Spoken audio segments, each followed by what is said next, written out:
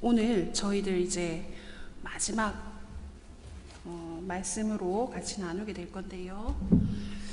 우리 지난주에 마지막으로 봤던 것이 디모데전서까지 보았습니다. 디모데전서는 목회서신에 들어가 있는 그 바울 서신 중에 하나지요. 디모데전서까지 봤고요. 오늘 우리가 보실 것은 디모데후서인데요. 교재는 594페이지고 기존 책은 590페이지 펴시면 되겠습니다. 새 책은 594페이지입니다.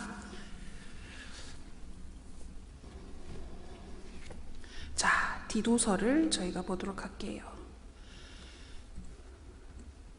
예.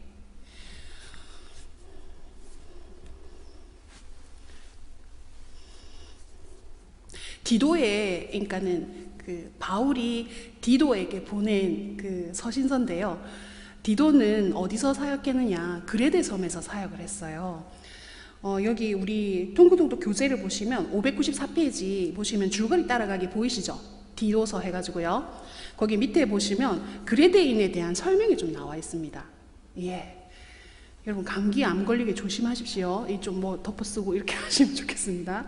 자, 그래서 그 그레데인들은 거짓말을 많이 하고요. 이 그 표현을 보면 악한 짐승과 같이 자기 배만 위하는 게으름쟁이다 이렇게 나와 있어요. 그래서 이런 곳에 세운 교회에 유대주의 성격이 강한 이단들이 들어왔어요. 그래서 거기에 대한 참 진리를 거부하는 거예요, 그들이요. 그래서 악덕을 일삼으면서 허탄한 논쟁만 이렇게 하다 보니까 거기에 대해서 이제 목회서신을 보내고 있는 것이 바울의 심정인 것이죠. 아, 정말 그런 상황 가운데서도 하나님의 말씀을 잘 증거해라는 그런 다짐을 하는 그런 서신이지요. 그들 가운데는요, 하나님 없는 방탕한 생활 양식으로 말미암아서 도덕적으로 무너진 그레데 사람이라는 것입니다. 그들에게 필요한 것은 무엇이었겠습니까? 아, 정말 그들에게 필요한 건 복음의 기쁜 소식이었죠. 여러분, 허탄한 이야기가 절대로 인간을 행복하게 하지 않습니다. 근데 오늘날도 여러분 허탄한 이야기를 더 많이 쫓게 되는 것들을 보게 되죠. 물론 이제 뭐 유튜브에 있는 모든 자료들이 다 허탄한 이야기다 이런 얘기는 아니고요. 왜 이 이야기를 꺼내냐면요, 우리가 보는 여러 가지 정보들 가운데 하나님의 말씀과 관련된 그런 정보들도 있지만요, 어떤 부분에서 보면은 내가 계속 보는 거를 이 AI가 찾아서 띄워줍니다. 유튜브 같은 경우에는. 그렇기 때문에 그것이 좋은 장점도 있지만 어떤 면에 있어서는 내 스스로 이렇게 우물에 갇히는 거죠. 그런 걸 볼 때, 아, 나는 정말 하나님의 말씀에 더 가까이 하는 것인지 아니면 내가 듣고 싶은 말에 더 귀를 기울이는 사람인지 한번 살펴봐야 돼요. 그래서 그런 의구심을 한번 가지는 것, 내 삶의 그 유튜브를 보는 많은 시간들 가운데, 아, 정말 나는 어떤 그 기준을 가지고 좌로나 우로나 치우치지 않는 그런 삶을 살고 있는지 좀 살펴봐야 됩니다. 왜냐하면 지금은 코로나 시대여서 나의 삶을 누가 터치하지 않거든요. 그쵸? 내가 하루 왼종일 어떻게 살아도 터치를 하지 않습니다. 아무도 터치하지 않고 내가 그렇게만 매일 살고 30일 살고 한 달 살고 2달 살고 그렇게 해도 아무도 터치하지 않기 때문에 정말 성령님께서 우리 마음에 막 두드리시는 소리를 들어야 되거든요. 영미야, 상선아 이렇게 하시면서 하나님께서 이렇게 우리의 이름을 부르시면서 지금 네가 어디에 있냐, 지금 이 시간에 이렇게 하는 게 맞냐라고 얘기하시는 하나님의 음성을 들어야 되거든요. 그래서 이 허탄한 이야기라는 것은 말세의 징조 중에 하나입니다. 사람들이 귀가 가려워져서 하나님의 말씀이 아니라 자기의 사욕을 쫓을 많은 스승들을 둔다고 분명히 말씀하고 있거든요. 그래서 그런 부분에 있어서 우리가 정말 분별을 해야 되겠죠.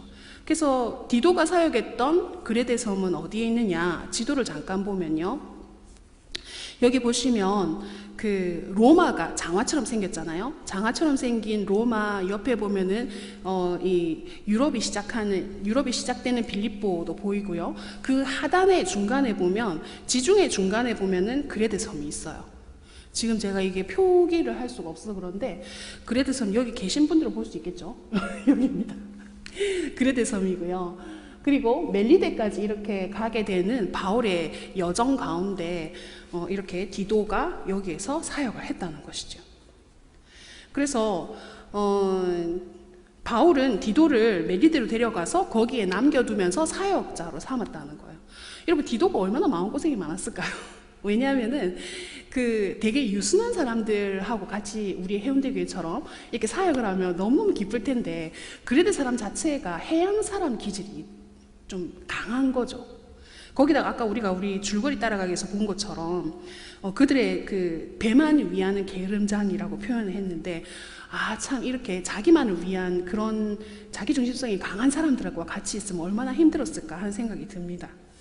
복음에 대해서 얘기했을 때도 그들의 관심사가 어땠을런지 짐작이 가는 것이지요. 그래서 디도서에서는 보면요, 그런 그들에게 요청한 것은 복음을 위해 살아라 라는 말을 했는데요. 여기 보면은 595페이지, 새 책은 우리 한 페이지 옆으로 왔습니다. 한 페이지 가게 되면요, 그 중간쯤에 그레데 사람의 방종 해서 제일 밑에서 하나 둘 셋, 세 번째 줄, 밑에서 세 번째 줄 보면, 그리스도가 우리를 대신하여 자신을 주심은 모든 불법에서 우리를 구속하시고 우리를 깨끗하게 하사 선한 일을 열심히 하는 자기 백성이 되게 하려 하심이라 하면서 디도서 2장 14절의 말씀으로 권면을 했다는 거죠. 그래서 그럼 우리가 따라야 될 것은 무엇이냐? 우리 주위에도 그레데 사람 같은 사람이 가득 차 있을 수 있잖아요. 그죠? 우리가 믿는 사람이긴 하지만 자기 배만 위하고 정말 자기 중심적이고 이런 사람들이 가득 있을 때, 그럼 우리 어떻게 돼? 똑같이 그들과 같아져야 되는가? 그런 어떤 질문들이 우리 속에 듭니다. 그런데 오늘 디도서의 말씀처럼 하나님께서 우리를 부르신 것은 우리를 깨끗하게 하셔서 선한 일을 열심히 하는 사람으로 만들려고 그렇게 하셨다는 거예요. 그래서 여러분, 어떨 때는 보면 왜 내만 이렇게 선하게 살아야 되나 이런 생각이 들거든요. 그런데 그것이 우리로 하여금 정말 하나님의 뜻대로 살기 위해서는 나의 결심보다도 하나님의 도우심이 더 필요하다는 그런 깨달음을 우리에게 주는 것이죠. 하나님의 말씀대로 사는 것은 나의 착함이나 나의 결심이나 이것보다도 훨씬 뛰어난 하나님의 도우심이 있어야 그렇게 된다는 고백을 할 수 있게 되는 겁니다. 나중에 우리가 베드로 후서에서도 보지만 이런 상황 가운데서 그리스도인들이 살 때 지켜야 될 것은, 결국에는 그런 하나님 중심의 삶, 말씀 중심의 삶을 살게 해주시는 것은 예수 그리스도로 말미암아 그렇게 되어진다는 거죠. 그런 고백이 우리 입에서 나오게 되어지는 것입니다. 그래서 디도서에서 그렇게 선한 일을 열심히 하는 것에 대한, 결국 이건 뭡니까? 거룩한 삶, 구별된 삶이죠. 우리가 큰 이렇게 카테고리에서 보게 되면 그렇습니다. 자, 그리고 우리가 디모데후서로 넘어가도록 하겠습니다. 디모데후서에서는요, 전서에서 우리가 목회 서신으로 바울이 보냈던 그 서신에서 두 번째 이제 디모데에게 보내는 편지거든요. 다시 디모데에게 후서를 보낸 목적이 있습니다. 그 목적이 우리 줄거리 따라가기에 나오거든요. 우리 596페이지, 그리고 기존 책은 594페이지, 592페이지인데요. 여기 보시면 줄거리 따라가기 보면은 첫 번째 줄에 바울이 이렇게 나오잖아요.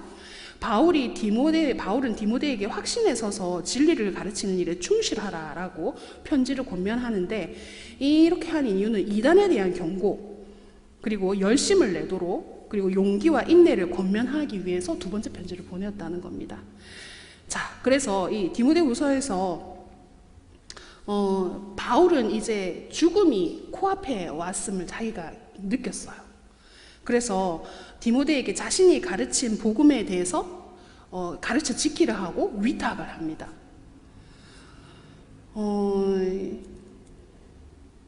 결국에 모든 족속으로 제자를 삼으라는 이 주님이 부탁하신 명령을 누구에게까지 이렇게 위임하는 것입니까? 바울이 이제 받았으니까 자기의 믿음의 아들인 디모데에게 이렇게 위탁을 하는 것이지요. 이걸 볼 때 우리는 어떤 생각을 할 수 있냐면, 우리는 복음을 받았잖아요. 그러면 내가 복음을 위탁할 사람이 있는가 생각해 보셔야 됩니다. 여러분, 우리가 제자를 삼고 예수님께서 대위임령으로 가르쳐 지키게 하라는 그 명령을 하셨잖아요. 제자를 삼아라고요. 그러면 나에게까지 복음이 왔는데, 그러면은 나 이후에 내가 복음을 위탁할 사람이 있는가 생각해 보셔야 돼요. 그죠? 그게 바로 성경적인 삶이잖아요. 그러면 나는 누구에게 복음을 위탁할 것인가? 그러면 나를 통해서 복음을 듣고 나를 통해서 제자가 되어진 사람이 있어야 복음이 위탁할 거 아닙니까? 그죠? 그래서 여러분, 이 제자를 삼는 일에는 희생이 없이는 되어지지가 않습니다. 그리고 내가 헌신하지 않으면 할 수가 없어요. 내가 사랑하지 않으면 그게 위탁이 되지가 않습니다. 그죠? 저도 어릴 때부터 항상 그 전도에 대한 부담감은 항상 있었는데, 이 전도 자체가 교회에 데리고 와서 앉히는 것까지는 잘 돼요. 그것도 잘 안 되죠, 사실은. 근데 교회에 앉혀놓기는 잘 되는데, 이 사람 그나마 잘 되는데 그 사람을 예수님을 섬기는 제자로 만드는 건 너무너무 어려운 일인 것 같아요. 왜요? 그 사람 가운데 이 중심이 바뀌어져야 되는 부분인데 그거가 너무 쉽지가 않더라고요. 여러분, 그 자녀도 잘 안 되죠. 자녀도 왜냐면은 부모님들은 엄청 예수님 잘 믿고 교회 헌신적이신데 자녀들이 그렇지 않은 걸 저도 봤거든요. 그런 거 볼 때는 정말 이거는 진짜 하나님께 속한 거다라는 고백이 되어지더라고요. 그래서 오늘 이 디모데 후서를 통해 가지고 나는 누구에게 복음을 위탁할 것인가? 나에게까지 복음이 와서 내가 하나님의 뜻대로 살고 하나님의 방법대로 살았는데, 그러면 나를 통해서 그 다음에 복음이 흘러가야 돼요. 내가 복음을 위탁해야 돼요. 그 사람이 누군가? 없으면 교사를 하십시오. 뜬금없이 제가 또 이렇게 없으면 교사를 하십시오. 왜요? 교사는 복음을 위탁할 애들이 많잖아요, 우리 교회에. 그러니까 청소년부 교사도 하시고 아동부 교사도 하시고 그 다음에 유치부 교사도 하셔가지고 복음을 위탁하시면 되는 겁니다. 예, 좀 사심이 들어갔습니다. 이런 사심은 좀 괜찮죠? 예, 우리 아마 김경호 그 교육부 부장님이 엄청 좋아하실 것 같아요.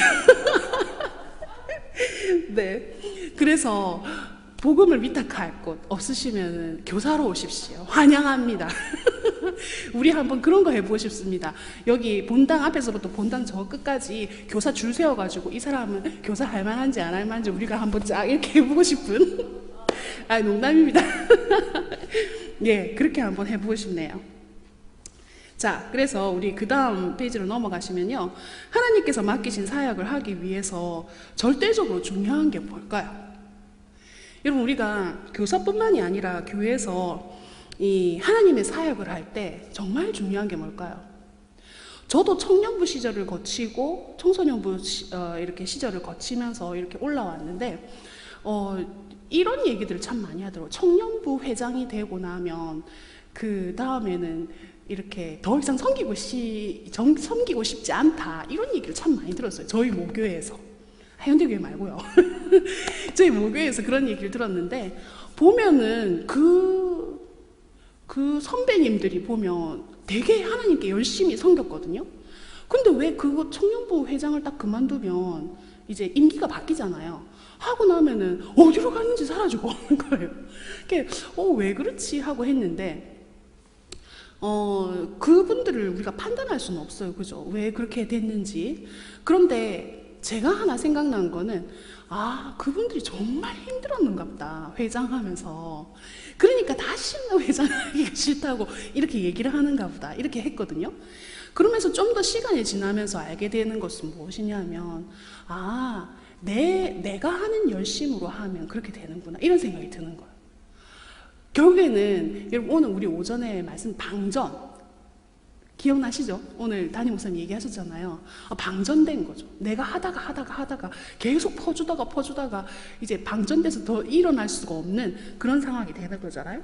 그런데 디모데후서에서 우리가 보는 것은 무엇이냐면, 결국에는 우리가 능력을 갖추고 하나님의 일들을 할 수 있게 만드는 것은 말씀이라는 거예요. 말씀. 내가 말씀을 붙들고 말씀이 나를 붙들어서 인도하지 않으면 나는 탈진될 수밖에 없는 상황, 그것이 정상이라는 거죠. 그렇게 되는 것이. 그래서 디모데후서 3장 15절 17절이 있거든요. 그죠? 여러분, 요 말씀이 있는데요. 통통 교재에 보면 바로 나오십니다. 598페이지고요. 기존 책은 594페이지인데 디모데후서 3장 15절 17절 찾으셨죠?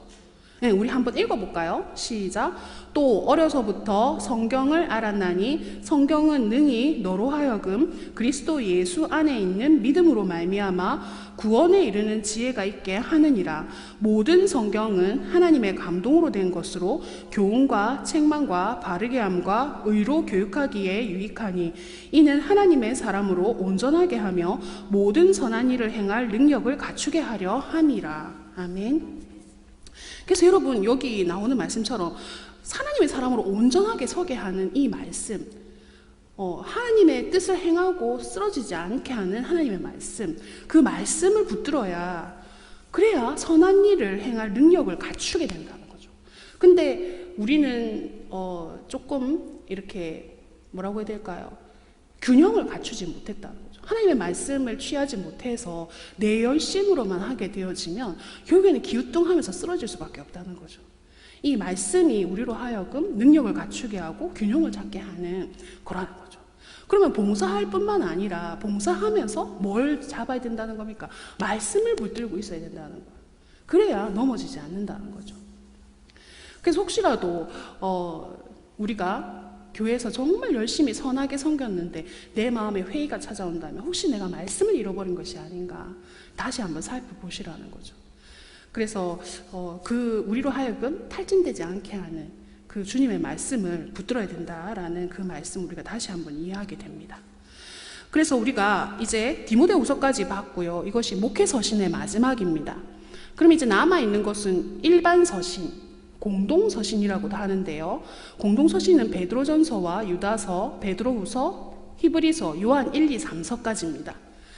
그래서 이제 우리가 요 공동서신, 일반서신을 보고 요한계시록까지 보면 이제 신약이 마무리가 되는 거지요. 그래서 베드로전서 같은 경우에는 우리가 넘어가게 되면요. 베드로전서는 바울이 베드로에게 보낸 서신서인가요? 넘어오시면 안 됩니다. 무슨 말인지 아시겠죠? 이건 베드로가 쓴 편지예요. 공동서신은 대부분 저자의 이름으로 돼 있어요. 바울이 쓴 편지는 수신자가 거의 책 이름이 되는 거죠. 그래서 베드로가 쓴 서신서인데요. 여기에 보시면 베드로 전서와 후서가 이렇게 나오는 부분이 있는데, 여러분, 베드로 전서와 후서에 메시지가 있어요. 어떤 메시지인지 잠깐 보고 조금 더 살펴보도록 하겠습니다. 베드로 전후서의 메시지는요, 고통으로부터 구원해 주시는 그리스도에 대해서 얘기하고 있고요. 그리고 고통을 견디게 해주시는 그리스도에 대해서 얘기합니다. 예수님을 믿는 사람들에게 고통이 있느냐 없느냐 이런 이슈는 우리가 되게 많이 이야기를 하잖아요. 예수님을 믿게 하기 위해서 예수님이 우리를 편안하게 해주시고 복을 주신다 이런 얘기 참 많이 합니다. 그런데 이제 예수님을 믿는 사람들이 고통이 없느냐? 고통이 있죠. 근데 이제 고통 가운데서도 그것을 이길 수 있는 힘을 주시는 것이 바로 그리스도이신데, 예수님이신데, 그 고통을 견디게 해주시는 분도 예수님이라는 거죠. 그러면 베드로 전후서의 수신자는 어떻다는 겁니까? 고통 가운데 있는 사람들이라는 거예요. 고통 가운데 있는 예수님을 믿는 사람들인데, 이분들은 왜 고통 가운데 있게 되었나? 여러분, 그 고난당하는 그리스도인, 핍박받는 그리스도인들에게 베드로가 이 서신을 적었다는 거죠. 그래서 여기 보시면 599페이지, 기존 교재는 595페이지가 되겠는데요. 베드로 전서의 수신자들은 어떤 위치에 있었냐? 그들은 밑에서 하나, 둘, 세 번째 줄 보세요. 제일 하단의 세 번째 줄 보면 베드로 전서는 환난과 핍박에 임하는 그리스도인의 믿음에 대한 권면의 말씀이라는 거예요.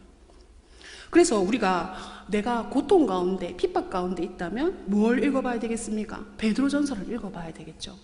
이 노장에 예수님의 그 수제자였던 베드로가 고난 가운데 있는 그리스도인들에게 어떻게 하면 그러니까 하나님의 말씀을 살아갈 수 있는지에 대해서 믿음에 대한 권면들을 하고 있는 말씀이 바로 베드로전서라는 거죠. 그럼 박해 가운데 처한 그리스도인들에게 중요한 목표가 있을까요? 박해 당하고 있는 그리스도인에게 중요한 목표. 예, 베드로는 이렇게 얘기하고 있습니다. 그들에게, 그러니까는 베드로 전서를 수신하는 그들은 이교도 가운데 살고 있었고, 이교도라는 것은 예수님을 믿지 않는 사람들 가운데 그들이 살고 있었다는 거죠. 그러면 그들에게는 600페이지로 넘어갔습니다. 이교도 가운데 산다는 거 바로 하단에 보면요, 베드로는 신자들의 중요한 목표가 거룩한 생활 방식을 통해서 사람들로 하여금 하나님을 주목하게 하는 것. 이거는 무슨 말이냐면, 다른 말로 바꾸면 우리가 하는 행동들을 통해서 하나님이 드러나게 한다는 거예요.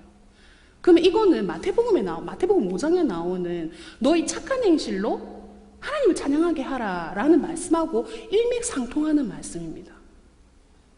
그죠? 우리가 하는 행동을 통해서 하나님이 찬양받으시게끔 살아라는 거죠. 예수님께서 그렇게 말씀하셨잖아요. 그것처럼 베드로도 너희가 만약에 이교도들 가운데서 고난당하는 삶을 살고 있다면 우리의 행동으로 말미암아서 하나님이 드러나게 하라는 거죠. 진짜 어렵습니다. 그죠? 정말 쉽지가 않습니다. 이렇게 살기 위해서는 진짜 나를 죽여야 되는 거죠. 나를 죽여야 되고, 그리고 정말 하나님께서 나에게 주신 상황 가운데서 하나님께 순종을 하기 위해서 성령님을 정말 강하게 붙들어야지 될 수가 있는 것입니다.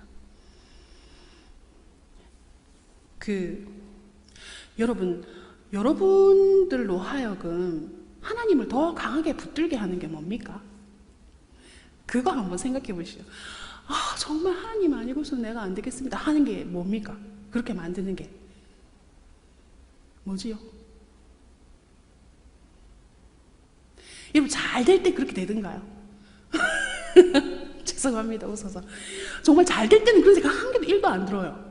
한 개도 안 드는데, 어떨 때 내가 하나님 아니고는 진짜 안 되고, 이거 언제 듭니까? 막 힘들고 괴롭고 고통당할 때, 그죠? 내가 정말 힘들고 너무 이거 어떻게 살고 이렇게 할 때, 그죠? 그럴 때 그렇잖아요. 그것처럼 내가 정말 하나님 아니고서는 안 되겠다라는 거는 철저하게 내 자신을 깨닫는 그런 장소에서 그렇게 고백이 되었습니다. 그런 고난의 시간, 그리고 그 나를 깨닫게 하는 그 시간이 지나갈 때, 그때에는 정말 하나님이 나와 정말 가까이 하시는 때지요. 여러분, 지금 이 시간이 그런 시간입니까? 그렇다면 정말 하나님의 은혜를 받고 있는 겁니다. 나로 하여금 내 힘으로는 살 수가 없고 정말 하나님의 은혜가 아니고서는 살 수가 없구나 라는 고백을 한다면, 그때가 가장 정말 하나님이 가까이 계신 때입니다.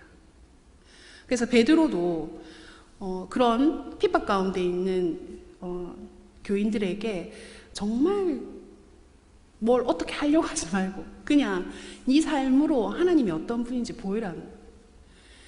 여러분, 참 쉽지 않지만 내가 성령님을 따르고 성령님을 계속 따르기로 결심하고 하나님께 순종하려고 했을 때 하나님은 우리를 통하여서 그렇게 하나님을 드러내는 도구로 사용하여 주실 줄 믿습니다.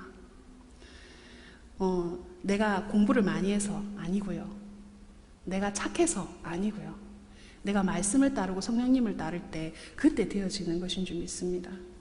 그리고 또 지금처럼 말씀을 붙들고 있을 때 하나님께서 그렇게 우리를 사용하실 줄 믿습니다.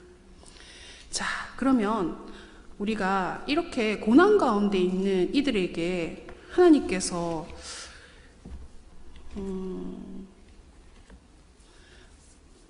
어떻게 역사하시는지, 지금도 그렇지만 사실은 베드로가 보냈던 그 수신자들에게 하나님은 정말 그들이 핍박 가운데 있다는 걸 알고 계셨거든요. 여러분, 갑바도기아라고 혹시 아십니까?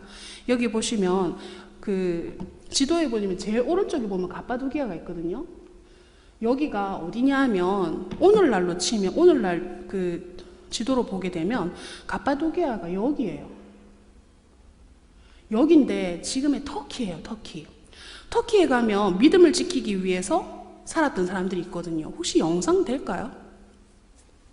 그래서 이들이 어떻게 살았냐 하면은 갑바도기아에서, 여러분 이게 뭐냐면 개미굴이 아닙니다. 개미들이 살았던 곳이 아니고, 여러분 보면은 여기가 지금 지상이잖아요. 여기에 우물이 있었는데 그 우물 밑쪽으로 해가지고 보니까 이렇게 사람들이 다 굴을 파가지고 이렇게 일로도 비상으로 나가는 구멍들이 이렇게 있었어요. 이렇게. 근데 이 지상에 있는 사람들은 여기를 몰라요. 이제 기독교인들이 믿음을 지키기 위해서 이런 삶을 살았다는 거죠. 근데 입구가 어떻게 돼 있었냐 보시면 이렇게 안 쓰는 우물처럼 이렇게 해가지고 여기 이쪽이 환풍을 할 수 있는, 보면은 여기 중간에 이렇게 돼 있잖아요. 이렇게.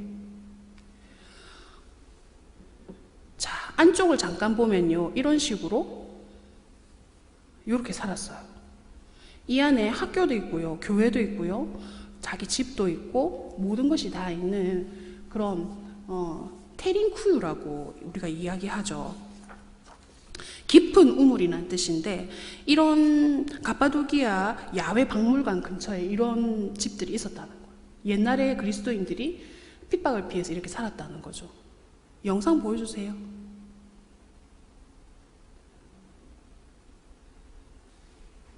예, 준비가 되면 바로 트셔도 되는데 자, 안 되면 우리가 시간이 없어서 넘어가야 될 것 같습니다. 자, 그래서 우리가 베드로전서까지 이렇게 봤고요. 자, 이제 유다서를 우리가 보도록 하겠습니다.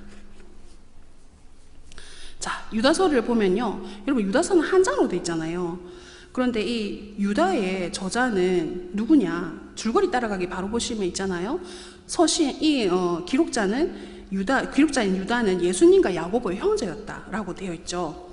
그래서 배교자들이 고의로 교회의 일원으로 남아 있으면서 믿음을 거절하고 있었기 때문에 그 정도가 위험 수위에 달하게 되니까 그들에게 자신을 지키라고 하면서 경고적인 선언의 강도를 매우 강하게, 심지어 예수 그리스도를 부인하며 교회에 나오는 신앙이 없는 자들에게 엄중한 경고를 하는 것이 유다서라는 겁니다.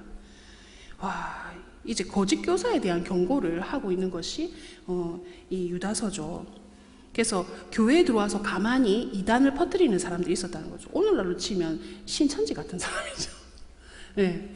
그래서 이들에게 막 강한 어조로 너네 교회 나가라 이렇게 엄하게 명하고 있다는 것이죠. 여러분, 요즘에 그 신천지가 그때 코로나로 인해 가지고 확 드러나면서 그러니까 우리나라에 이슈가 됐잖아요. 그것도 참 하나님의 우리가 은혜라고 볼 수 있을 것 같아요. 사실은 그 신천지에 대한 그런 인지가 없었던 사람들이 많거든요. 물론 그 뒤에 교회들이 확진이 많이 되면서 거의 뭐 우리도 같이 이렇게 싸잡아서 이렇게 됐지만, 그래도 이단의 가르침을 퍼뜨리는 암초와 같은 역할들을 하는 들에게 이제 유다가 편지를 써서 엄중하게 경고하는 그런 말씀이 나와 있는 것이 유다서라는 거예요. 자, 그러면은 그런 암초들에게 걸리지 않기 위해서 믿는 우리는 어떻게 살아야 되는가, 그죠? 자, 오늘날에도 이런 가르침이 많은데 우리 어떻게 해야 될까요? 602페이지에 보면은 베드로후서 바로 위에 보면은 이런 내용들이 있습니다. 우리는 유다서에서, 밑에서 하나 둘 셋 네 번째 줄입니다. 우리는 유다서에서 교회 안에서 이단 사설이 퍼지는 것을 얼마나 경계해야 할 것인가를 배워야 합니다. 또한 교회가 바른 가르침은 권장하고 잘못된 가르침은 징계하는 권징이 살아있는 교회가 되어야 된다는 것을 배웁니다. 그죠? 여러분, 그 신천지가 막 퍼지고 있는데 우리가 징계 안 할 수 있겠습니까? 그죠? 징계를 해야죠. 쫓아내야죠. 그죠? 그것처럼 바른 권징이 살아있는 교회, 참 쉽지가 않습니다. 왜요? 권징하면 학원을 끊는 것처럼 이제 교회 끊어요 이렇게 얘기하면 제일 무섭잖아요. 그죠? 그래서 참 그래도 우리의 거룩성을 지켜내기 위하여서 권징은 정말 필요한 것 같아요. 그래서 교인들이 더 바르게 서기 위해서 이런 권징을 정말 회복하는 그런 한국교회가 되기를 우리가 기도해야 될 것 같아요. 네, 베드로후서로 넘어가도록 하겠습니다. 베드로후서에서 우리가 보면요, 아까 우리가 고난 가운데 있는 그리스도인들이 어떻게 견뎌내는가, 그것은 그리스도로 말미암은 것이다라고 얘기를 했는데요. 여기 줄거리 따라가기 보시면은 베드로후서에서 강조하고 있는 바는 거짓 교사와 그들의 타락과 타락한 교리에 대해서 경고하고 있다는 것이지요. 여기 보시면 603페이지로 넘어가시면 기존 책은 599페이지인데요. 여기 위에서 두 번째 단락에 여기 보시면 중간에 쭉 내려가시면은 AD 63년, 64년경 찾았으셨습니까? 예, 여기 보면 베드로는 동일하게 보배로운 믿음을 우리와 같이 받은 자들에게 편지를 보내는데 이것이 그의 마지막 편지라는 거죠. 그래서 두 칸 더 내려오시면 베드로는 자기 하나님을 아는 지식과 은혜 안에서 진정으로 자라갔는데 그것을 우리가 볼 수 있게 되는 것이 예수님은 십자가에 바로 매달렸는데 베드로는 어떻게 했다고요? 거꾸로 매달렸다, 이런 얘기를 하고 있죠. 그래서 베드로는 그 밑에 쭉 내려오시면 그리스도인의 성품에 대한 이야기를 하면서 믿음과 하나님의 말씀에서 발견한 진리에 관한 지식 안에서 자라가라고 강조한다는 것이죠. 그럼 우리가 그리스도인들이 베드로후서도 마찬가지로 예수 그리스도를 알 때 예수 그리스도를 어떻게 알아라는 겁니까? 말씀 가운데서 알아가고 거기서 자라나야지 우리가 받는 이 여러 가지 고난과 이 환난 같은 이 상황을 이겨낼 수 있다라고 하는 거죠. 결국엔 말씀밖에 없다, 이렇게 얘기를 하는 것입니다. 이렇게 반복해서 우리에게 그 서신서들은 고난 가운데 있을 때도 이 고난을 이기는 것도 바로 예수 그리스도를 묵상하고 거기서 우리가 힘을 얻어야 이길 수 있다라고 반복해서 말씀하고 있다는 겁니다. 자, 그러면 우리가 이제 히브리서로 넘어가도록 하겠습니다. 히브리서에서 우리가 살펴보는 것은 지금 히브리서의 수신자들은 어떤 사람들이냐 하면 직접 예수 그리스도를 눈으로 본 사람들의 말을 들은 사람이에요. 무슨 말인지 아시겠죠? 그들이 예수 그리스도를 직접 눈으로 봤던 사람들이 전한 복음을 들은 사람들이 이 히브리서의 수신자다, 이렇게 보시면 되겠고요. 그들은 신앙의 초보자가 아니었어요. 복음에 굳게 선 사람들이었는데 지금까지 고난을 잘 견뎌왔거든요. 그런데 불행히도 듣는 것이 둔함으로 말미암아서 믿음에서 떨어져 나갈 위험이 있었기 때문에 히브리서를 썼다는 거죠. 그러면 이 히브리서를 받는 사람들은 유대교의 구약에 대해서 좀 정통한 사람이었을 것이라고 우리가 예상하는데요. 왜 그러냐 하면 히브리서에 나와 있는 많은 이렇게 예수님을 어디에 비교하냐면 레위기에 있는 대제사장에 비교를 합니다.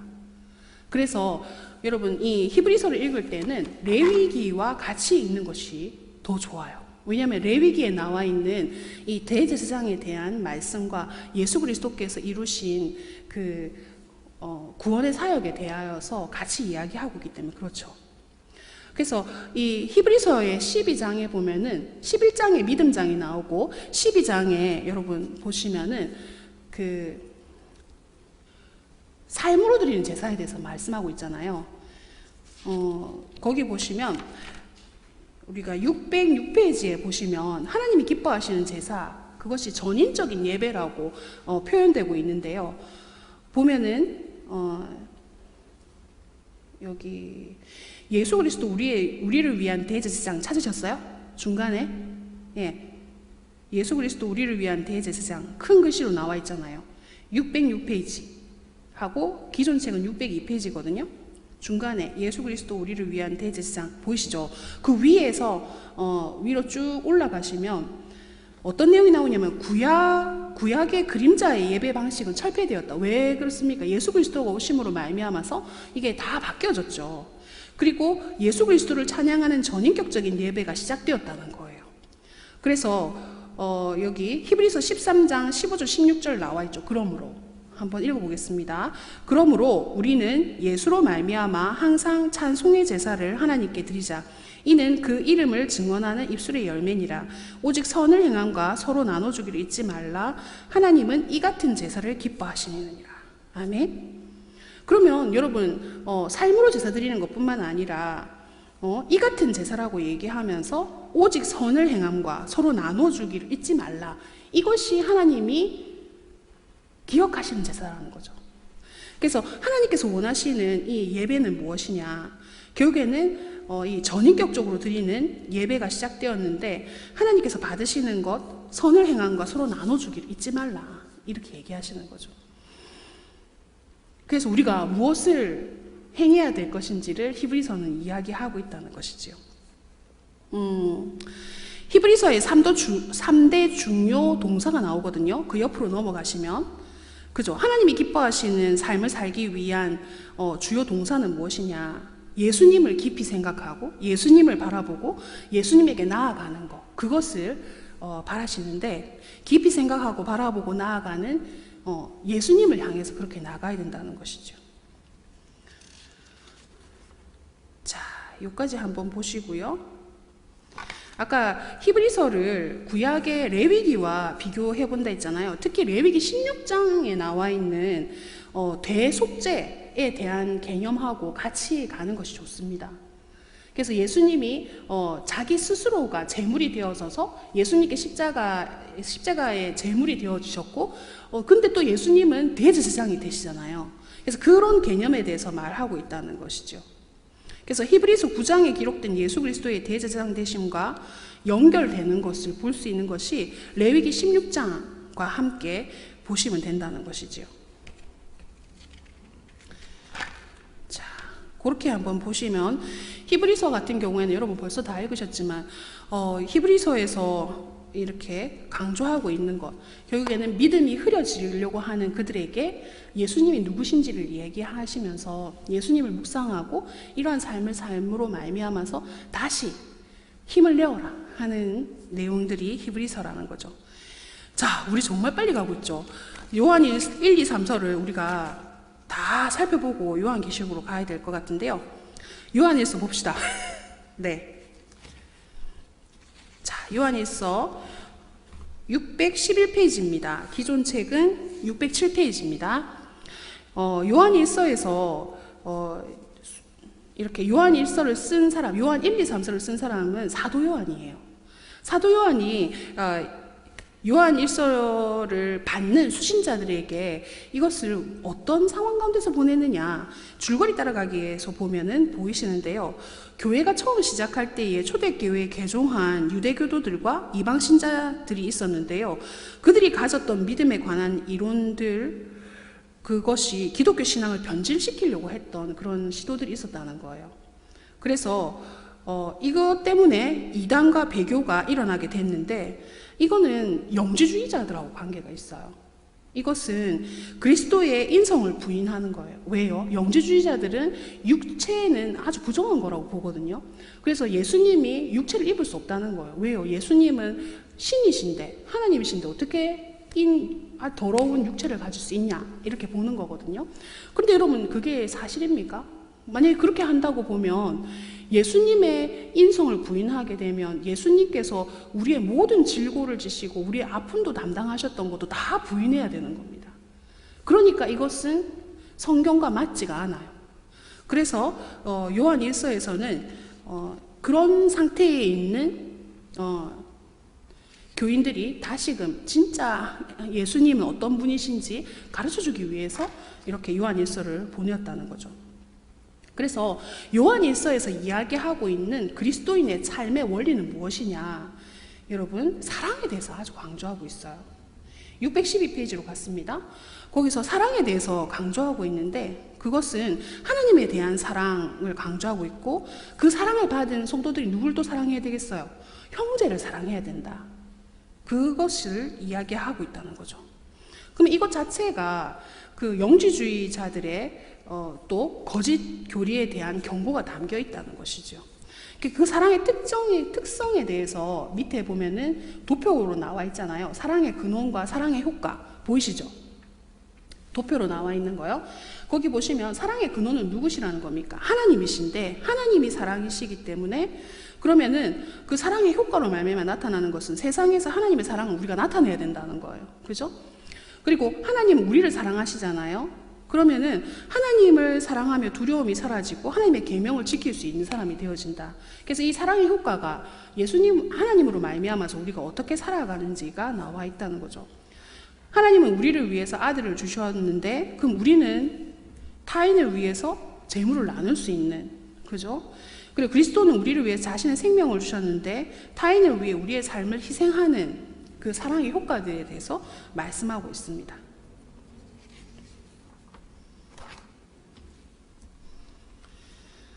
자, 요한 1서에서 보시면 하나님은 사랑이시라, 두려움이 없다, 두려워하는 마음으로 하나님을 바라보게 되면 온전한 사랑을 배울 수 없다고 말씀하고 있잖아요. 그래서 진짜 우리에게 주시는 하나님의 그 사랑에 대해서 우리가 묵상하고 그렇게 할 때 그 사랑이 성도들 가운데도 나타날 수 있음을 우리가 알 수 있게 되어집니다. 자, 요한 2서를 보낸 목적은 뭘까요? 요한 2서를 보낸 목적은 줄거리 따라가기에 보시면 우리가 잘 나와 있는데요. 거짓 교사를 모르고 받아들인 한 부인에 대한 경고를 얘기를 하고 있습니다. 그죠? 그래서 예수 그리스도께서 육신으로 오신 하나님이라고 말하지 않는 그들을 돕거나 대하지 말라고 교훈하는 거죠. 그럼 결국에는 그들을 분별하는 기준은 뭐라는 겁니까? 예수님께서 육신으로 오신 하나님이다 라는 고백을 해야 된다는 거죠. 자, 3서를 보겠습니다. 요한 3서에서는요, 여러분, 요한 3서의 배경이 되는 것은 이때만 하더라도 그러니까는 전도하러 다니는 여행자들이 있었어요. 복음을 전하기 위해서 여행하는 사람들이었는데요. 이 사람들에 대해서 교회가 어떻게 해야 되냐, 이들이 여행을 다니면서 재물을 많이 가지고 있을 리가 없잖아요. 그래서 교회마다 이렇게 가면서 신세를 질 수밖에 없었는데 거기에 대해서 디오드레베라는 인물이 있었는데 이 사람은 이 전도자들을 도와주는 성도들을 내쫓기까지 했어요. 전도하는 사람들을 전도하지 못하게 할 뿐만 아니라. 그래서 이 요한은요, 사랑이 많은 가이오에게 편지를 써서 주의 종들을 받아들여라 라는 권면을 했다는 거예요. 그래서 교회마다 이렇게 전도 여행을 하는 이 사람들을 잘 받아들이고 잘 섬겨줘라 하는 그런 내용으로 요한 3서를 보내었다는 것이지요. 여러분, 오늘날도 그럴 수 있겠죠. 복음 전하면서 이렇게 다니는 CCC 같은 경우에 거지 순례 뭐 이런 거 하고 그랬거든요. 근데 요즘에도 CCC가 그렇게 하는지 모르겠어요. 코로나라서 어떻게 하는지 모르겠는데 그들이 거지 순례 같은 거 갈 때는 진짜 아무것도 돈도 안 가져가요.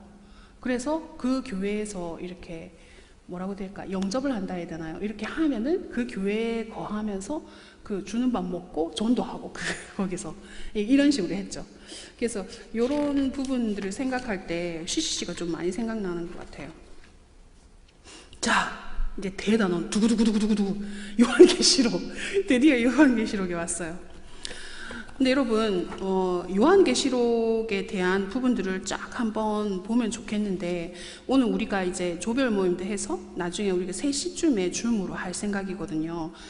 그래서 3시까지만 보고 5분 정도로 요한계시록을 보고 다 볼 수 없지만 간략한 것만 좀 보고요, 넘어가도록 하겠습니다.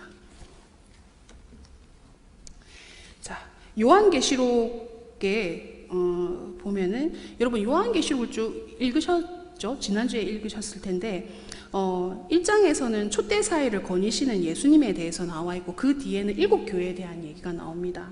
그리고 여기 우리가 한번 보면요, 4장부터 해서 4장의 하늘 보좌와 예배에 대한 내용, 그 다음에 5장에 7 임봉책과 어린 양, 6장에서 19장까지는 대환란과 하나님의 진노에 대해서 나오고요, 20장은 천년 왕국과 최후의 심판, 21장부터 22장까지는 새하늘과 새 땅에 대해서 나오는데요.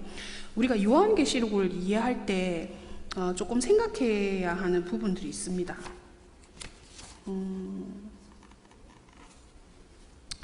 여러분 교재를 보시면 교재에 요한계시록을 해석하는 4가지 방법이 나와 있는데 그것이 교재에서는요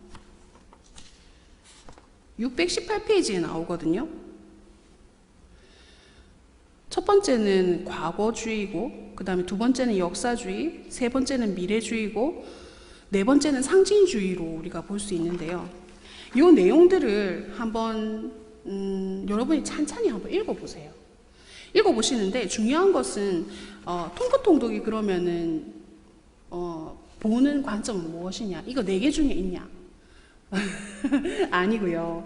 여기 620페이지에 보시면 제일 상단, 그러니까는 기존 책은 616페이지인데 제일 상단에 보시면 본서의 관점은 뭐라고 되어 있습니까? 절충주의, 그죠? 절충주의 관점을 본다는 거예요. 그래서 이 4가지를 보면서 과거주의나 역사주의나 미래주의나 상징주의가 아니고 이 절충주의를 이야기한 사람은 리차드 보캄인데요.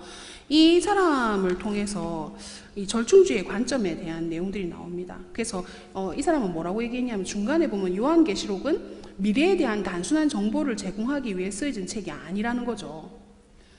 그죠? 그래서 그리스도인들로 하여금 세상을 향하신 하나님의 최종적인 목적이 요구하는 방식대로 살아갈 수 있도록 하기 위해서 쓰여진 책이라는 거예요. 그래서 요한계시록을 우리가 볼 때 요한계시록은 표기가 무섭다. 그래서 내 심판만 나와가지고 이렇게 생각하실 수도 있거든요. 근데 중요한 것은 결국에는 말세를 당한 우리가 어떻게 살아가야 하는지에 대한 관점을 제공하는 것이 요한계시록이고, 그리고 요한계시록 또한 우리가 하나님 나라의 관점으로 봤을 때 결국에는 이 하나님 나라의 관점이라는 것은 하나님께서 새하늘과 새 땅, 새 예루살렘을 통해서 우리와 함께 하시는 임마누엘의 그러한 하나님의 그 말씀이 이루어지는 것이 바로 요한계시록이라는 거죠. 그런 관점으로 봐서 막 무섭고 이런 책이 아니라 결국에는 하나님께서 어떻게 그 약속을 이루시는지가 대단원이 요한계시록에 나온다는 거예요. 그래서 결국에는 이 예수 그리스도를 믿는 사람들을 박해하는 것이 심화돼 가지고 이 사도 요한이 있을 그 당시에 정말 심각한 상황에 있는데 그들에게 하나님께서 하늘 위로를 주시는데 그 위로가 무엇이냐? 이 땅의 삶을 통하여서 하나님께서는 너희들에게 새 하늘과 새 땅을 예비해 놓고 계시다는 약속의 말씀을 주시는 거거든요. 그래서 새 예루살렘에 대한 얘기들을 하고 있는 것이 요한계시록이라는 거죠. 그래서 인간의 그러한 핍박과 그 중에서도 믿음을 지키라라는 성도의 눈물을 닦아주시는 그런 부분, 그리고 성도의 기도가 금대접에 이렇게 올라가는 그런 놀라운 말씀들을 하시는 것이 요한계시록이라는 거죠. 그래서 요한계시록을 우리가 이해하기 위해서는요, 물론 뭐 전천년설, 후천년설 이런 나오는데 이거는 그 천년왕국이 앞에 있냐 뒤에 있느냐 요 관점이거든요. 그래서 이거를 공부하면 더 머리만 아프실 거예요. 그래서 우리가 한번 살펴볼 것은 이제 요한계시록을 공부하는 원리에 대해서 좀 살펴볼게요. 그것이 아까 우리가 살펴봤던 그런 내용들 중에 이제 조금 살펴보면요, 계시록은 여러분, 계시라는 것은 보여주는 책이거든요. 뭘 보여주겠습니까? 하나님 자신을 계시해서 나타내주는 책이라는 거예요. 그러면은 이것 자체를 통해 가지고 우리가 하나님을 알게 되어지는 거죠. 그리고 계시록은 보이는 책이라는 거예요. 그리고 구약의 통전적인 이해를 가져야 돼요. 왜 그렇습니까? 하나님 나라에 대한 이해를 가져야 새 예루살렘이 하나님께서 약속해 주시고, 그 다음에 장막을 펴서 우리와 함께 하시는 그 하나님에 대한 말씀들을 이해할 수가 있다는 거예요. 아, 그것이 이루어졌구나 하고 우리가 알게 되어지는데요. 그 에덴에서 아담과 하와를 통해서 하나님께서 이루려고 하셨던 하나님 나라가 이렇게, 그죠?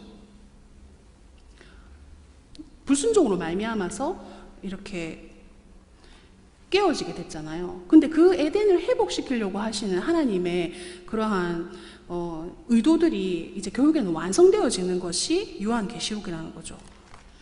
그래서 여러분 하나님께서 이스라엘 백성들을 출애굽시키실 때 그렇게 말씀하셨어요. 내가 그들의 하나님이 되기 위해서 그들을 꺼내었고 나는 그들의 하나님이 되고 라고 말씀하시는 것이 계속 나왔었잖아요. 우리가 통독하면서 그 말씀이 요한계시록 21장 3절에도 나온다는 거예요. 요한계시록 21장 3절에 하나님이 그들과 함께 계시니 그들은 하나님의 백성이 되고 하나님은 친히 그들과 함께 계셔서 라고 말씀하신다는 거죠. 그래서 계시록의 숫자는 상징이라는 거예요. 그래서 이거를 되게 실질처럼 푸는 게 신천지죠. 그래서 믿는 사람 14,400명이 모여야 된다 이렇게 계속 얘기를 하는 것이 신천지입니다. 자, 그리고 요한계시록 1차 독자는 누구냐? 초대 교인이에요. 그래서 서신서의 성격을 갖는 거거든요. 그리고 고난받는 교회를 위한 책이라는 그런 관점을 우리가 가지고 있어야 됩니다.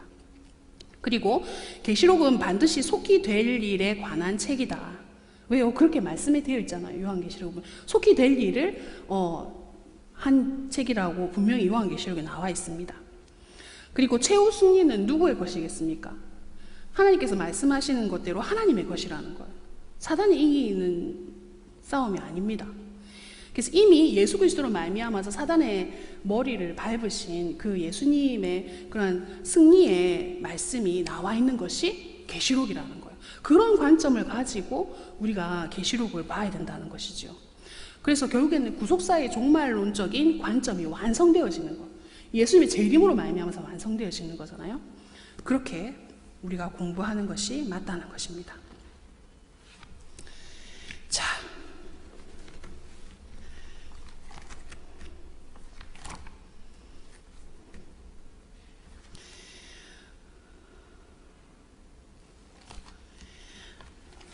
아까 제가 이제 말씀드렸던 요한계시록 21장이 보여주는 새하늘과 새 땅에 대한 내용들을 잠깐 말씀드리고요.